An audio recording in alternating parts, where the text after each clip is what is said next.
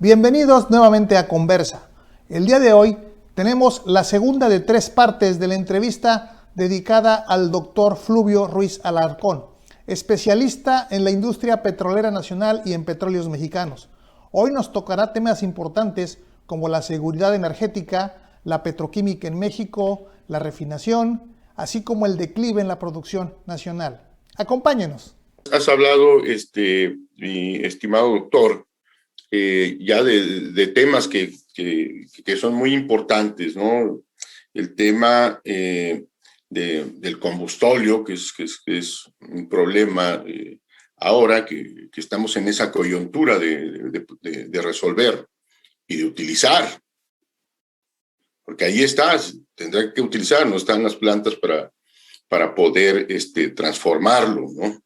Necesitamos ir a disminuir los niveles de azufre, a mejorar la movilidad, disminuyendo viscosidad de la molécula, etcétera. Hay muchas cosas técnicas que podrían hacerse. Está el problema del gas, que nos pone en una coyuntura, si el fracking en la parte de Tamaulipas, que contamos con un yacimiento enorme de gas no convencional, o seguir usando combustóleo, que los costos, bueno, pues por ahí tendría que hacerse una comparación. Y desde luego, pues también los compromisos internacionales y el nacional que tiene que ver con el medio ambiente. Y hablaste también de una cosa fundamental que siempre has manejado, que estoy muy de acuerdo contigo, que es la seguridad energética en nuestro país, ¿no? Yo quisiera preguntarte a Fluvio, con esa expertise, si bien es cierto, la mayor parte de nuestros yacimientos pues ya se encuentran, muchos de ellos en declive, todo esto dificultando todavía más la producción petrolera, ¿no? Con muchos problemas estamos alcanzando niveles de 1.500.000 barriles, 1.600.000 barriles Sí. quizás. Y nuestra meta pues se ve todavía muy lejana, amén de los yacimientos que como Ixachi y el nuevo yacimiento, que bueno, todavía falta tiempo para poderlos producir. Pero yo preguntaría, esa viabilidad económica con la que se está moviendo Pemex, con esta todavía falta de acciones más profundas, como tú dices, que ya no corresponden a Pemex, que ya corresponden en el aspecto legislativo, de política pública, ¿no? De la parte de pues lo que es la política energética del país, ¿no? Sí, y qué bueno que empiece a haber visos de cambio, porque en ese aspecto, ¿no? En cómo ver el futuro, porque estamos justamente en ese momento, Fluvio, en el que debemos decidir cuál es esa factibilidad o cuál es la viabilidad financiera o económica para Pemex. Ha perdido, desgraciadamente, mucho dinero en los últimos años. Y la viabilidad de Pemex tiene que pasar por cambios como los que tú me estás comentando, ¿no? ¿Tú cómo ves esa viabilidad de Pemex? Sí, a ver, sí, antes de entrar al tema, y para que no se me olvide, porque el tema del gas creo que es muy importante, una también de las consecuencias, o quizás de los motivos por el cual ya el discurso del presidente ha cambiado, y yo creo que para bien, es que estamos quemando mucho gas. Durante todo 2019 y todo 2020, conforme a los reportes de resultados trimestrales, trimestre a trimestre, se fue incrementando la quema de gas. O sea, no es que sea tendencial, no es trimestre a trimestre. No ha habido un solo trimestre donde la quema de gas haya sido inferior al anterior, ¿no? Todos han ido aumentando, se está quemando ya el 14.1%. Estamos en una penuria de gas y estamos quemando el 14.1%. En términos de volumen, a lo largo de 2020 se incrementó en 71% la quema de gas, ¿no? En cuanto a volumen y en cuanto a proporción también. Entonces, me parece que algo que dejó entrever el presidente, y me parece muy bien, es que se van a orientar inversiones para reducir esa quema de gas. Ahora sí que ya éramos muchos y parió la abuela, ¿no? Necesitamos gas y estamos quemando por el tema de la inyección de nitrógeno. Recordemos que este gesto, que es el proyecto emblemático del extractivismo que se instaló en Pemex en los años 70, ¿no? Este proyecto de inyección de nitrógeno concebido en el sexenio de Zedillo, implementado en el de Fox y además profundizado en ese sexenio, que llevó a Cantarell por sí mismo a producir 2.2 millones de barriles y después una declinación tremenda, ¿no? Gran declinación y contaminación de nitrógeno en el casquete, lo cual incluso hace que sean necesarias inversiones en plantas separadoras de nitrógeno para poder aprovechar el gas. Ahora, dicho lo anterior, sí, hay cosas que rebasan a Pemex, ¿no? Sin una reforma fiscal, todo lo que aquí platique son sueños guajiros de un niño de Coatzacoalcos, o sea, porque no sería viable, ¿no? Nuestro país es un país que recauda muy poco, como proporción de su Producto Interno Bruto. México recauda 16 puntos.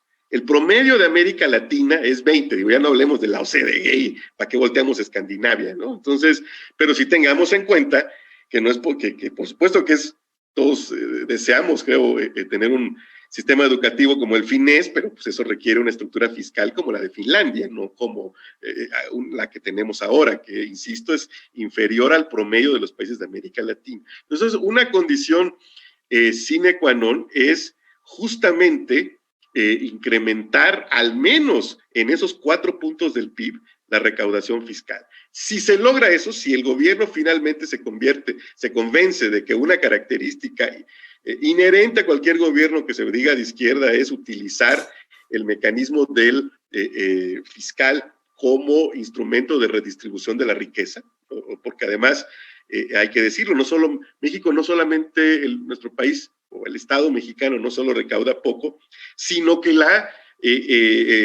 los instrumentos fiscofinancieros no se reflejan en una redistribución de la riqueza, es decir, la concentración de la riqueza, hay una gran cantidad de estudios, yo sugiero, sobre todo los que ha hecho el Programa Universitario de Estudios del Desarrollo en la UNAM, que muestra que antes y después de impuestos, la concentración de la riqueza sigue prácticamente igual, es decir, se recauda poco y tiene un efecto muy pequeño, casi inocuo frente a la distribución de la riqueza. Entonces, esta reforma fiscal, además de su carácter redistributivo, sí es fundamental, porque aumentar 4 puntos permitiría sin problemas absorber lo que se va a hacer este año, pero con un gran sacrificio de las finanzas públicas, ¿no? De asumir el pago de las amortizaciones de deuda que corresponden a Pemex este año, ¿no? Eso que en cierta manera yo suelo decir es un reconocimiento a todo lo que le dio Pemex a lo largo de los años, ¿no? Entre 1990 y 2020, nos recordaba un periodista, buen amigo de La Jornada, Israel Rodríguez, Pemex le entregó al fisco 30.5 billones de pesos. O sea, la deuda de Petróleos Mexicanos es del orden de 2.4, 2.5 billones de pesos. Bueno, al fisco le entregó 30.5, le entregó 15 veces más, 14 veces más de lo que es su deuda histórica. Tan solo entre 2000 y 2016, según datos del Banco Mundial, Pemex le entregó al fisco 700,000 millones de dólares, 7 veces su deuda histórica. Es decir, si el gobierno asumiera la deuda de Pemex enterita, habría hecho un gran negocio. Digo, ustedes saben qué negocio da 7 veces lo invertido, pues muy poquitos, ¿no? Entonces, incluso en esa circunstancia, ¿no? Pero, insisto, más allá de esas consideraciones, lo cierto es que mientras no haya esta reforma, esta solución es difícil de implementar. Entonces, creo que la precondición es esa, una reforma fiscal que incluiría esto que comentábamos hace ratito, ¿no? Sobre cuál es la fiscalidad que deben tener los combustibles, ¿no? Por otro lado, también se necesita fortalecer la base científica y tecnológica de Petróleos Mexicanos y en general del sector petrolero nacional, ¿no? Siempre me llama la atención que se habla muy poco de este tema, pero en el largo plazo la forma de tener una empresa fuerte, una empresa que tenga un gran margen de acción, es con esta sólida base científica y tecnológica, que quedó muy desdibujada con la eliminación de los fideicomisos, porque que se realizó a finales del año pasado. Porque si bien no se cancelaron las fuentes, que es básicamente esta regla establecida en la Ley Federal de Presupuesto y Responsabilidad Hacendaria, donde se dice qué proporción de la renta petrolera se distribuye a investigación y desarrollo tecnológico, pues quedó muy desdibujada porque se eliminaron los fondos, el CENER CONACYT Hidrocarburos, el CENER CONACYT Desarrollo Sustentable, y no hay reglas. O sea, lo único que dice la ley ahora es que CENER y CONACYT se coordinarán. Y bueno, pues hay que esperar a que se coordinen y ver qué resulta esa coordinación. Y no hay nada más. Entonces, puede ser, por ejemplo, un año perdido para la investigación y desarrollo tecnológico, porque seguramente pasarán meses en lo que se coordinan y en lo que esa coordinación da como resultado nuevas reglas de operación. Entonces, a mí me parece que por un lado habría que instar al gobierno a sentar las nuevas bases, a revisar incluso lo que sí se modificó. Antes hasta el año pasado, de la renta petrolera, el 0.65 se destinaba a investigación y desarrollo, y de ese 0.65, el 65%, ¿no?, se iba para producto, para investigación y desarrollo en el área petrolera, incluida todo el área, incluida petroquímica, 15% al IMP y 20% para desarrollo sustentable. Invirtieron, y ahora es 65 para investigación en desarrollo sustentable y 20 para investigación en el sector petrolero. Quien lo hizo no ha entendido nada. O sea, ¿por qué? Porque la investigación del sector de hidrocarburos es más cara. ¿Y por qué es más cara? Porque justamente existe un proceso de transición energética que va a ser mucho más competitivo, mucho más competido, ¿no?, el acceso al mercado, ¿no?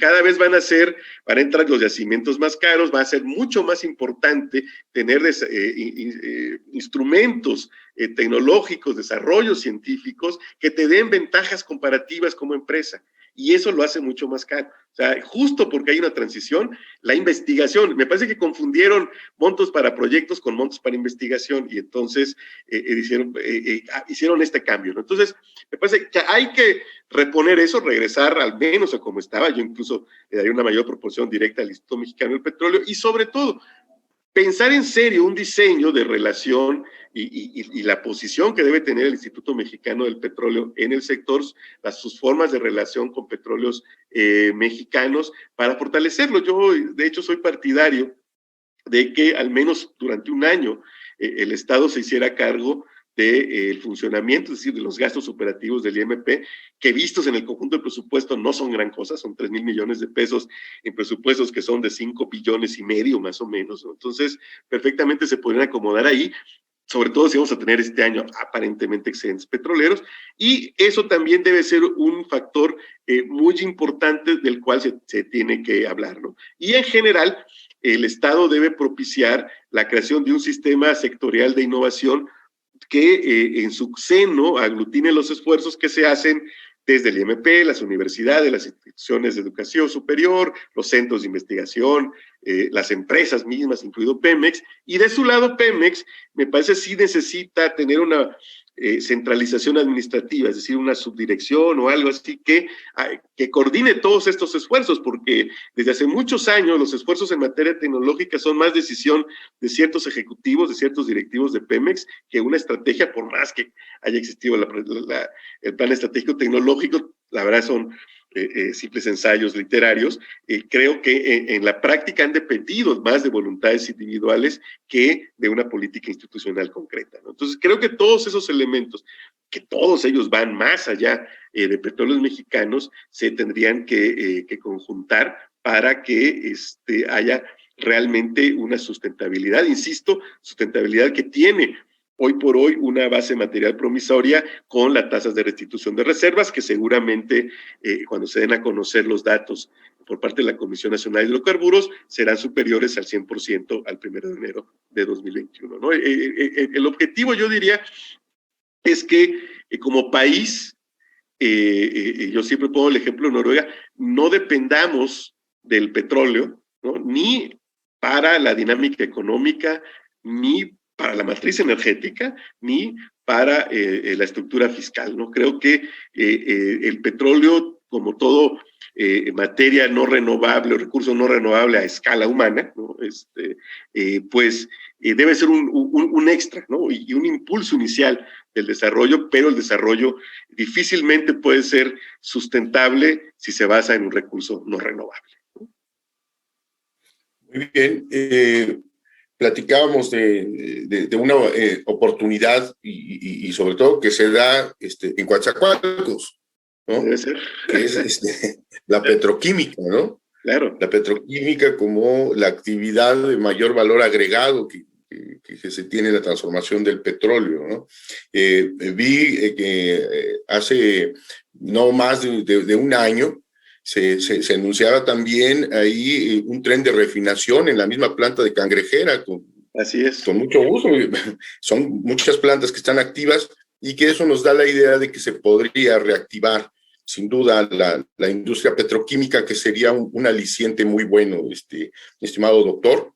Sí, claro, porque además hay una larga tradición tanto del sector público, Pemex, como del sector privado. Recordemos que, digamos, la petroquímica fue finalmente el eslabón de la cadena que terminó por consolidar a la expropiación petrolera, la primera planta que fue tetratilo de plomo, que obviamente ya no se usa, ¿no? Pero se construyó en 1939, ¿no? Y a partir de ahí, aprovechando el hecho precisamente de que fiscalmente el Estado, durante toda esta época que conocemos como el desarrollo estabilizador, ¿no? Fiscalmente el Estado no dependía de la actividad petrolera, pues Pemex pudo crecer de manera equilibrada, ¿no? Como crecen las grandes empresas. A mí me llama mucho la atención toda esta campaña y todas esas opiniones dirigidas a que Pemex se centre en exploración, producción, cuando estamos viendo gasolineras Shell, BP, Total, Exxon,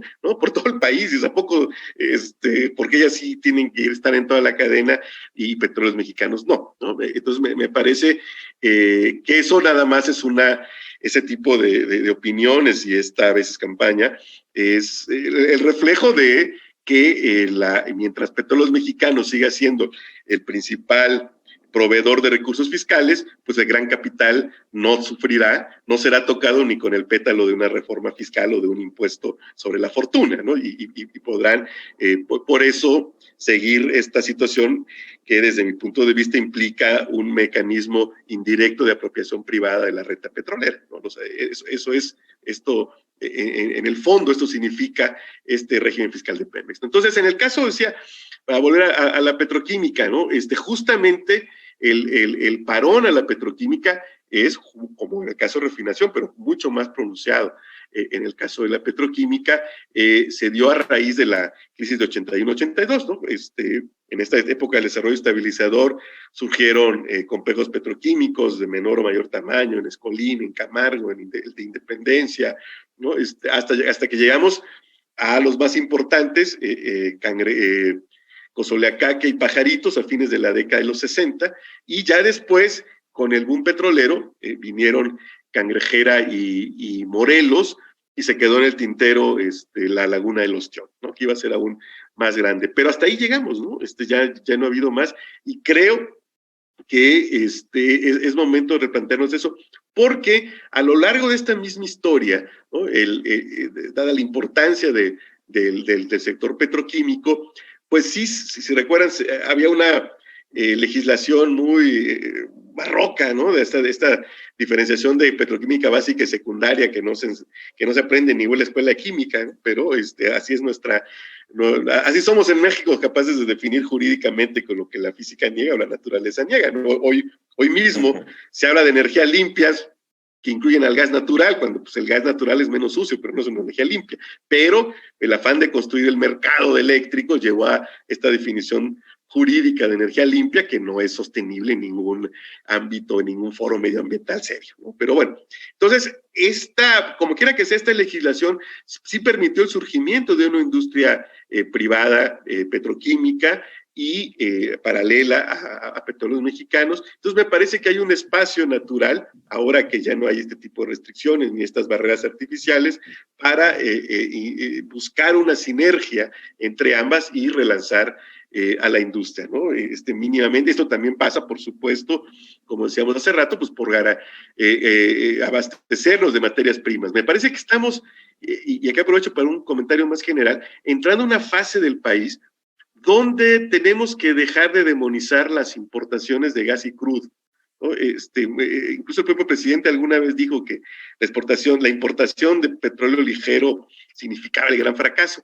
Pues no, la verdad es que tenemos que dejar en claro y empezar a platicar, hacer la pedagogía con toda la población, de que no solo es una cuestión de cantidad, sino de calidad, ¿no? Pues si queremos tener 7 refinerías, y qué bueno, pues en términos volumétricos, más o menos, mis estimaciones son, y también por eso me parece muy atinada el nuevo discurso del presidente, me parece que a finales del sexenio vamos a tener un equilibrio entre oferta y demanda interna en torno a los 2 millones, ¿no? Ya si como yo espero, están rehabilitadas y reconfiguradas las 6 refinerías existentes hoy en día y está ya en funciones Dos Bocas, ¿no? Entonces hacia final del sexenio, más o menos me parece que la producción nacional se va a empatar con la demanda. Sin embargo, esto no necesariamente va a implicar que haya también un empate, un cruce positivo entre las calidades, ¿no? Y uno de los problemas que enfrentan, de hecho,